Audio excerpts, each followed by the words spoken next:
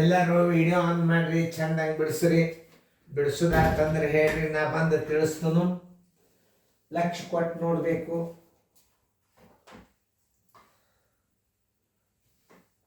ಹಾಂ, video on ಮಾಡಿ. ಈಗಿಲ್ಲೇ 300 ರೂಪಾಯಿ ವಸ್ತುವನ್ನು 9% ಹಾನಿಯಲ್ಲಿ ಮಾರಿದರೆ ಹಾನಿ ಎಷ್ಟು? 800 ರೂಪಾಯಿ ವಸ್ತುವನ್ನು 96 ರೂಪಾಯಿ ಹಾನಿಯಲ್ಲಿ ಮಾರಿದರೆ ಇವೆಲ್ಲ ಕೊಂಡ ಬೆಲೆ ಹಾನಿ ಕೊಟ್ಟಾನ. ಇದನ್ನು ಮೊದಲು ತಿಳ್ಕೊಬೇಕು ನೀವು. ಕೊಂಡ ಬೆಲೆ ಹಾನಿ ಕೊಟ್ಟಾನ, ಹಾನಿ ಬರೋಬ್ಬರಿ ಅಷ್ಟು ಸೂತ್ರ. ನೀವು ಇದು ಬೇಸಿಕ್ ಮ್ಯಾಥ್ಸ್ ಇದು. ಆಮೇಲೆ ಕೆಲವೊಂದು ವಿಚಾರ ಮಾಡುವಂತಹ ಲೆಕ್ಕಗಳು, ಬಿರಿ ಲೆಕ್ಕಗಳು ಅವು ಬರ್ತಾವ ಮುಂದೆ, ಪೇಪರ್ದಾಗ ಬಂದಿರ್ತಾವ. ಅದನ್ನು ನೋಡ್ಕೋರಿ ಚಂದಂಗ. ಈಗ ನಾ ಹೇಳಾಗ ನಿಮ್ಗೆ ಕೊಂಡ ಬೆಲೆ ಕೊಟ್ಟಾನ, ಒಟ್ಟು ಹಾನಿ ಕೊಟ್ಟಾನ, ಹೆಂಗೆ ಮಾಡಬೇಕು ಸೂತ್ರದ ಪ್ರಕಾರ ಮಾಡಿಬಿಡ್ರಿ. ಇದು 300 ರೂಪಾಯಿ ವಸ್ತುವನ್ನು ಅಂದರೆ ಇದು ಕೊಂಡ ಬೆಲೆ, ಅದನ್ನು ತಿಳ್ಕೊಬೇಕು ನೀವು. ನೋಡಿ, ಕೊಂಡ ಬೆಲೆ ಬರೋಬ್ಬರಿ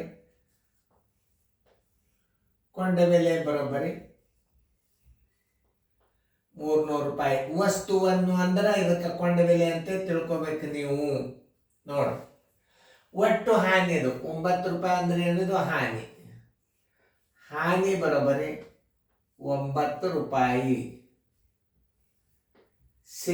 ಹಾನಿ ಬರೋಬ್ಬರಿ ಎಷ್ಟು? ಹಾನಿ ಬರೋಬ್ಬರಿ ಎಷ್ಟು? ಹಾನಿ ಬರೋಬ್ಬರಿ 100 ಗುಂಡ್ಲೆ ಹಾನಿ.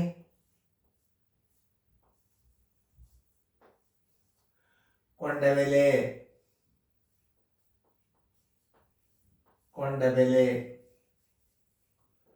ಬರೋಬ್ಬರಿ 100 ಗುಂಡ್ಲೆ ಹಾನಿ 9 ಅದ. ಸರಾಸರಿ ಕೊಂಡ ಬೆಲೆ ಎಷ್ಟದ? 300 ಅದ.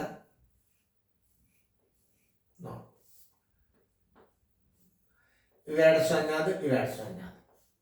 3 ಒಂದಲೇ 3 ಮೂರ್ಲೆ ಅಂದ್ರೆ ಏನಾಯ್ತು? 3% ಹಾನಿ. ಆದ್ದರಿಂದ ಹಾನಿ ಬರೋಬ್ಬರಿ 3%. 3% ಹಾನಿ ಎಲ್ಲಿ ಅದ ನೋಡ್ರಿ? ಉತ್ತರ ಸಂಖ್ಯೆ ಡಿ. ಈಗ ನಾ ದೂರ ಸರ್ದನ್ನು ಮುಂದಿನ ಗಣಿತಗಳ ಮ್ಯೂಟ್ ಮಾಡಿ ನೀವು ಈ ಸೂತ್ರದ ಪ್ರಕಾರ ಗಣಿತಗಳನ್ನು ಮಾಡಬೇಕು. ಪರ್ಫೆಕ್ಟ್ ಆಗಿ ಬಿಡುತ್ತೀರಿ ನೀವು. ನೋಡಿ, ಯಾಕಂದ್ರೆ ಕೊಂಡ ಬೆಲೆ ಬಂದಾಗ ಕೊಂಡ ಬೆಲೆ ಇತ್ತು, ಹಾನಿ ಇತ್ತಂದ್ರೆ ಈ ಸೂತ್ರ ನೆನ್ಪಿಟ್ಕೋಬೇಕು ನೀವು. ಈಗ ಟೈಮ್ ಕೊಟ್ಟದ, ನೀವು ಬಡ ಬಡ ಮಾಡ್ರಿ. ಮಾಡೋದಾದ್ರೆ ನಾ ತಿಳಿಸ್ತೀನಿ. ವಿಡಿಯೋ ಆನ್ ಮಾಡ್ರಿ. ನೋಡ್ರಿ ಈ ಕಡೆ ಎಲ್ಲ. ಆಮೇಲೆ ವೇಗವಾಗಿ ಹೆಂಗೆ ಮಾಡೋದು? ಕೊಂಡ ಬೆಲೆ ಇರಬೇಕು, ಒಟ್ಟು ಹಾನಿ ಇರ್ಬೇಕು, ಈ ಸೂತ್ರ. ಮತ್ತೆ ನೀವು ಎಲ್ಲರ ಮಾರಾಟ ಬೆಲೆದಾಗ ಎಲ್ಲರ ಹಿಂಗಿಟ್ಟು ಹೊಡೆದಿರಿ, ಮತ್ತೆ ಅಲ್ಲದು ಕೊಂಡ ಬೆಲೆನೇ ಇರಬೇಕು. ವಸ್ತು ಬೆಲೆಯ 6,000 ರೂಪಾಯಿ ಬೆಲೆಯ 6,000 ರೂಪಾಯಿ ಬೆಲೆಯ ವಸ್ತುವನ್ನು 900 ರೂಪಾಯಿ ಕೊಂಡ ಬೆಲೆಯ ವಸ್ತುವನ್ನು 900 ರೂಪಾಯಿ ಅಸಲು ಬೆಲೆಯ ವಸ್ತುವನ್ನು ಅಂದ್ರೆ ಎಲ್ಲ ಇವು ಕೊಂಡ ಬೆಲೆದಾಗ ಬರ್ತಾವ. ಯಾವುದು ಕೊಂಡ ಬೆಲೆ? ಮಾರಿದ್ದಾನೆ ಅಂದ್ರೆ ಅದು ಡೆಫಿನೆಟ್ಲಿ ಮಾರಾಟದ ಬೆಲೆ ಅಂತ ತಿಳ್ಕೊಂಡ್ಬಿಡ್ರಿ. ಈಗ ನೋಡಿ, ಈಗ 800 ರೂಪಾಯಿ ವಸ್ತುವನ್ನು ಅಂತ ಅಂದ್ರೆ ನೀವೇನು ಹಚ್ಕೋಬೇಕು? ಕೊಂಡ ಬೆಲೆ ಬರೋಬ್ಬರಿ 800 ರೂಪಾಯಿ. ಒಟ್ಟು ಹಾನಿ ಬರೋಬ್ಬರಿ ಎಷ್ಟು? 96%. ಹಾನಿ ಬರೋಬ್ಬರಿ ಎಷ್ಟು? ಇಷ್ಟೇ ಸರಳ ಎಕ್ದಮ್. ಕೊಂಡ ಬೆಲೆ ಇರಬೇಕು, ಮಾರಾಟ ಬೆಲೆ ಇದ್ರೆ ಈ ಪದ್ಧತಿ ಮಾಡಬಾರ್ದು. ಕೊಂಡ ಬೆಲೆ ಇರಬೇಕು. 800 ರೂಪಾಯಿಗೆ 96 ರೂಪಾಯಿ ಹಾನಿ ಅಂದ್ರೆ 100ಕ್ಕೆ ಎಷ್ಟಾಯ್ತು ಅಂದಾಗ ಅದು 800 ರೂಪಾಯಿ ವಸ್ತುವಿಗೆ 96 ರೂಪಾಯಿ ಹಾನಿ ಆದರೆ 100ಕ್ಕೆ ಎಷ್ಟು ಅಂತಂದ್ರೆ ನೀವು ಇದೇ ಪದ್ಧತಿ ಪ್ರಕಾರ ಮಾಡಬೇಕು. ಹಾನಿ ಬರೋಬ್ಬರಿ 100 ಗುಂಡ್ಲೆ ಹಾನಿ.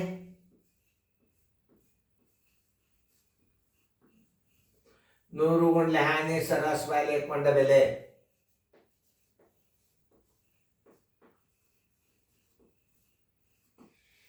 100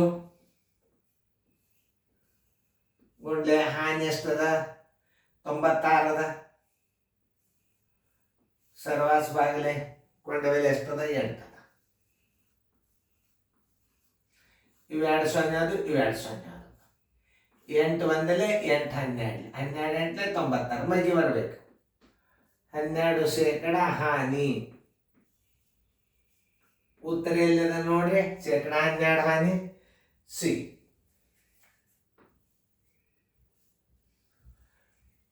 900 ರೂಪಾಯಿ ಬೆಲೆಯ ವಸ್ತುವನ್ನು 135 ರೂಪಾಯಿ ಹಾನಿಯಲ್ಲಿ ಮಾರಿದರೆ ಶೇಕಡಾ ಹಾನಿ ಎಷ್ಟು?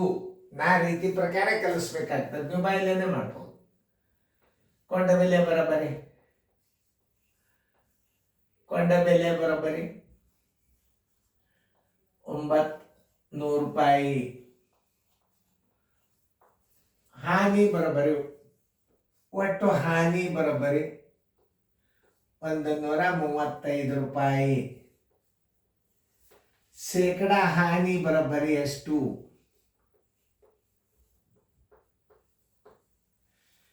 ಶೇಕಡಾ ಹಾನಿ ಬರೋಬ್ಬರಿ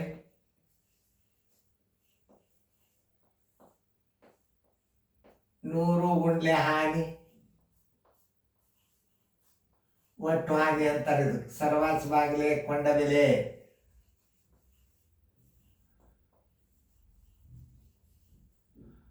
ನೂರು ಬರೋಬ್ಬರಿ ಗುಂಡ್ಲೆ ಎಷ್ಟದ? 135. ಕೊಂಡ ಬೆಲೆ ಎಷ್ಟದ? 900 ಅದ. ಇವೆರಡು ಪೂಜೆ ಅದು ಇವೆರಡು ಪೂಜೆ ಅದು. 9 ಭಾಗ ಹೋಗ್ತದ ಅಂದ್ರೆ ಹೆಂಗೆ ತಿಳ್ಕೊ? 5 1 3 8 1 9 ಹೋಗ್ತದ. 9 ಒಂದಲೆ 9 9 9 45 ಬರೋಬ್ಬರಿ 15% ಹಾನಿ. 15% ಹಾನಿ. ಉತ್ತರ ಸಂಖ್ಯೆ ಬಿ.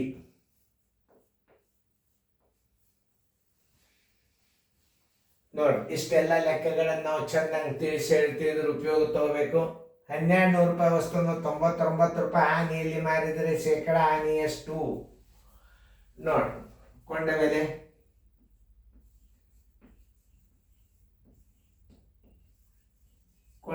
ಬರೋಬ್ಬರಿ 1200 ರೂಪಾಯಿ.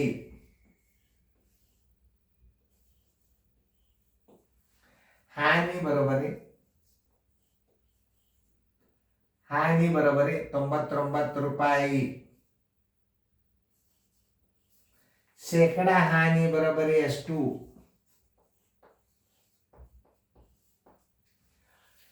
ಶೇಕಡಾ ಹಾನಿ ಬರೋಬ್ಬರಿ 100 ಗುಂಡ್ಲೆ ಹಾನಿ. ಸರ್ವಾಸ್ ಬಾಗಲೆ ಕೊಂಡ ಬೆಲೆ.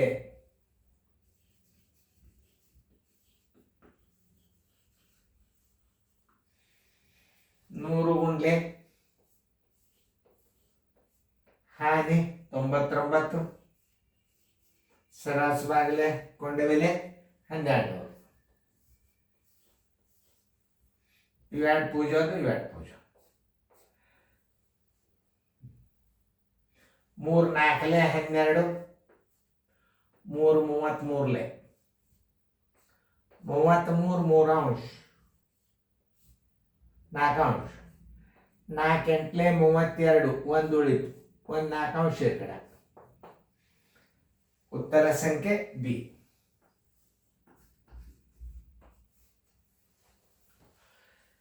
ನೋಡ್ರಿ, ಇವಿಷ್ಟು ಸರಿಯಾದ ಗಣಿತಗಳನ್ನು ತಿಳ್ಕೊಬೇಕು. ಈಗೆಲ್ಲ ನಾನು ರೀತಿ ಪ್ರಕಾರ ತಿಳಿಸಿದ. ಆಮೇಲೆ ನವೋದಯ ಥಿಯರಿ ಹೆಂಗ ಅಂತಂದ್ರೆ ಏನಿಲ್ಲ, ಇದು ಕೊಂಡ ಬೆಲೆ ಅದ, ಇದು ಒಟ್ಟು ಹಾನಿ ಅದ. 2 0 ತೆಗೆದು ಬಿಡ್ರಿ, 3 ಬಾಯಿಸಿ ಬಿಡ್ರಿ ಬಂತು ಉತ್ತರ. ರೀತಿ ಪ್ರಕಾರ ಗಣಿತ ಬಂದು ಅಂದ್ರೆ ಭಿನ್ನ ರಾಶಿ ಬಂದಾಗ ಹೆಂಗ್ ಬರ್ತದ ಅದನ್ನು ತೋರ್ಸ್, ಅದಕ್ಕೂ ಒಂದು ಹಾಕಿದ್ ನಾನು. ಆಮೇಲೆ ಈ 2 0 ತೆಗೀರಿ. ಈ 8ಕ್ಕೆ 96 ಬಾಕ್ಸರಿ, 12 ಎಂಟ್ಲೆ 96 ಬಂದದ್ ನೋಡಿ. 12 ಯಾವಾಗ? ನವೋದಯದಾಗ ಹಾಕತಕ್ಕದ್ದು. ರೀತಿ ಪ್ರಕಾರ ಗಣಿತ ಕಲೀರಿ. ಆಮೇಲೆ ಇಲ್ಲಿ ನೋಡಿ, ಇಲ್ಲಿ 2 100 2 0 ತೆಗೀರಿ. 9ರಲ್ಲಿ ನೀವು ಇದನ್ನು ಬಾಕ್ಸ್ ಬಿಡ್ರಿ, 15 9 135 15% ಬಂತು. ಇದು ಹೆಂಗ್ರಿ ಸರ್ ಅಂತ ಕೇಳಿದಾಗ ಸ್ವಲ್ಪ ತಲೆ ಓಡಿಸ್ಬೇಕು. 2 0 ತೆಗೀರಿ. 2 ಸೊನ್ನೆ ತೆಗೆದು 99ಕ್ಕೆ ಭಾಗಿಸ್ರಿ. ನೋಡ್ರಿ ಬರ್ತದಿಲ್ಲ. ಏನು ಮಾಡೋದು, 2 ಸೊನ್ನೆ ತೆಗೆದು 99ಕ್ಕೆ ಭಾಗಿಸ್ರಿ. 99 ಇಡ್ರಿ, ಇಲ್ಲಿ 12 ಇಡ್ರಿ. ನೋಡ್ರಿ ಈಗ ತಿಳಿಸಿ ಹೇಳ್ತದೆ. ಈ 2 ಸೊನ್ನೆ ತೆಗೆದ್ರಿ, 99ಕ್ಕೆ ನೀವು 12 ಭಾಗಿಸ್ರಿ. ನೋಡಿ ಇಲ್ಲಿ 3 ಭಾಗ ಹೋಗ್ತದೆ. ಇದು 3 4 12, 3 33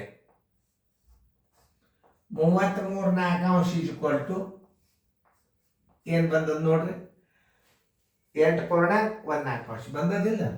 8 ಪೂರ್ಣಾಂಕ 1 4 ಅಂಶ ನೋಡಿ. ಸರಿ, ಇವೆಲ್ಲ ಯಾವಾಗ ಬರಬೇಕು, ಗಣಿತಗಳು ಪರ್ಫೆಕ್ಟ್ ಬಂದು ಅಂದ್ರೆ ನಿಮಗೆ ಈ ರೀತಿನ ಭಿನ್ನರಾಶಿನೂ ಸಹಿತ ನೀವು ಬೈದಿಂದ ಮಾಡ್ಬೋದು. ನೀವು ಜೋಶಿ ಕೋಚಿಂಗ್ ಕ್ಲಾಸ್ ಟ್ರೈನಿಂಗ್ ತೊಗೊಂಡ್ಬಿಡ್ರಿ, ಕಚ್ಚಾ ಉಪಯೋಗ ಮಾಡಲಾರ್ದ ಗಣಿತಗಳನ್ನು ಮಾಡಿಸ್ಲಿಕ್ಕೆ ಹಚ್ತೋದು ನಿಮಗೆ. ಇದು ಎಷ್ಟು ಇಂಪಾರ್ಟೆಂಟ್ ಅದಂದ್ರೆ ಇದು ಕೋಚಿಂಗ್ ಕ್ಲಾಸ್ ಎಲ್ಲ ಓಲ್ಡ್ ICSE ಸಿಲೆಬಸ್. ಇದನ್ನು ಸರಿಯಾಗಿ ಅರ್ಥ ಮಾಡ್ಕೊಂಡು ಕಲೀರಿ, ಶಾಣ್ಯರಾಗ್ರಿ. ಈಗಿನ ಸರಳ ಗಣಿತಗಳು ಕ್ವಶನ್ ಪೇಪರ್ ತೆಗೆದ್ರೆ ಏನೂ ಉಪಯೋಗ ಇಲ್ಲ. ನೀವು ಸರಳ ಕ್ವಶನ್ ಪೇಪರ್ ಪಾಸ್ ಆಗಿರಿ, ಸರಳ ಕ್ವಶನ್ ಪೇಪರನ್ನು ಈಸಿಯಾಗಿ ಪಾಸ್ ಆಗಿರಿ. ಬಟ್ ಕಲಿಯೋದು ಮಾತ್ರ ಬಿರಿ ಗಣಿತ ಕಲಿಯೋದು, ಟಫ್ ಗಣಿತ ಕಲಿಬೇಕು. ಈ ಗಣಿತ ಕಲ್ತಾರೆ ನಾಳೆ ಬ್ಯಾಂಕಿನ ಪರೀಕ್ಷೆ ಪಾಸ್ ಆಗ್ತೀರಿ. ಇದೇನು ಟೀಚರ್ ಪೋಸ್ಟ್ ಆಗ್ತದೆ, ಬ್ಯಾಂಕಿನಾಗ ಆಗ್ತದೆ, ಸೈನಿಕ್ ಸ್ಕೂಲ್ ಆಗ್ತದೆ, ನವೋದಯ ಆಗ್ತದೆ. ಎಲ್ಲ ಇದು ನವೋದಯ ಬೇಸಿಕ್ CBSE ಅಭ್ಯಾಸ ಕಲ್ತರಿ ಅಂತಂದ್ರೆ ನಿಮ್ಮ ಸಾಫ್ಟ್ವೇರ್ ಇಂಜಿನಿಯರ್ ಆಗ್ತೀರಿ. ಈ ಬೇಸಿಕ್ಕನ್ನು ನೀವು ಭಾಳ ಕಲಿಬೇಕು. ಹೆಂಗಂದ್ರೆ ನೀವು ಬಿರಿ ಅಭ್ಯಾಸನ ಕಲಿಬೇಕು. ಅಲ್ಲಿ ನವೋದಯದ ಸರಳ ಇತ್ತಂದ್ರೆ ಪಾಸ್ ಆಗಿಬಿಡ್ರಿ, ಅದಕ್ಕೇನು ತಪ್ಪಿಲ್ಲ. ಕಲೀದು ಬಿರಿ, ಯಾವ ಮಾಹಿತಿ ಹೇಳ್ತಿರ್ತದೆ, ಹೆಂಗೆ ಸರ್ ತಿಳಿಸ್ತಿರ್ತಾರೆ, ಅದನ್ನು ಗಮನ ಕೊಟ್ಟು ಲಕ್ಷ್ಯ ಕೊಟ್ಟು ನಾ ಶಾಣೆ ಆಗಬೇಕು, ನಾ ಪ್ರಯತ್ನ ಮಾಡ್ಬೇಕಂತ ಭಾವನಾದಿಂದ ಇವೆಲ್ಲ ಹೊಸ ವಿಡಿಯೋಗಳು ಬಿಟ್ಟದೆ. ಈಗ ಮೊದಲಿನ ವಿಡಿಯೋಗಳಿಗೆಲ್ಲ ನೋಡ್ರಿ, ಬೋರ್ಡ್ ಗೀಡ್ ಎಲ್ಲ ನ್ಯಾಚುರಲ್ ಬರ್ತದೆ ಈಗೆಲ್ಲ ಕ್ಲಾಸ್. ಇವೆಲ್ಲ ಅಭ್ಯಾಸ ಮಾಡ್ರಿ.